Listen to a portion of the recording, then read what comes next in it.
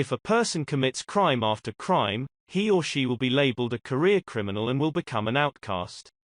However, it seems that, if you are a wealthy global corporation, you can simply engage in lobbying and refining your public relations to remain in business.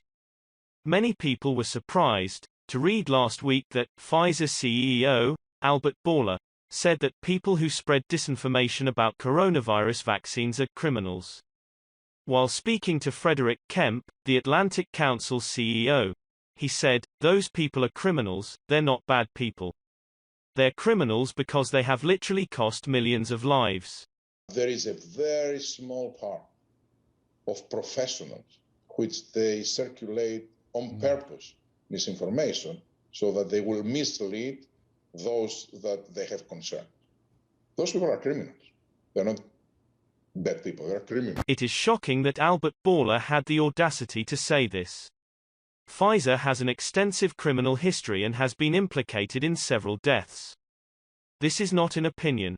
These criminal offenses are well documented and are also publicly available. The following video highlights some of Pfizer criminal records. Pfizer received the biggest criminal fine in US history as part of a $2.3 billion settlement with federal prosecutors for mispromoting medicines and for paying kickbacks to compliant doctors. Pfizer pleaded guilty to misbranding the painkiller Bextra by promoting the drug for uses that were not approved by medical regulators.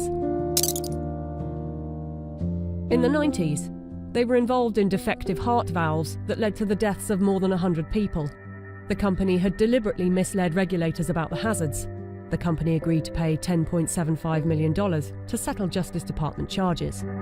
In 2004, Pfizer's subsidiary agreed to pay $430 million to resolve criminal charges that it paid physicians to prescribe its epilepsy drug, Neurontin, to patients with ailments for which the medication was not approved.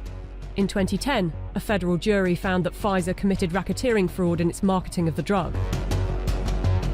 Pfizer disclosed that during a 6-month period the previous year, it had paid $20 million to some 4,500 doctors and other medical professionals for speaking on the company's behalf. In 2012, the US Securities and Exchange Commission announced that it had reached a $45 million settlement with Pfizer to resolve charges that its subsidiaries had bribed overseas doctors and other healthcare professionals to increase foreign sales.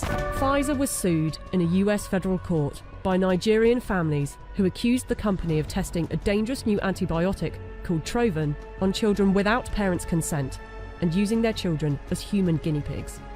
A panel of medical experts concluded that Pfizer had violated international law, and the company agreed to pay $75 million to settle the lawsuits in Nigerian courts.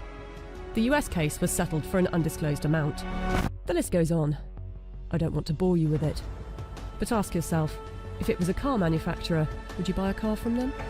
Please leave your comments below on what you think.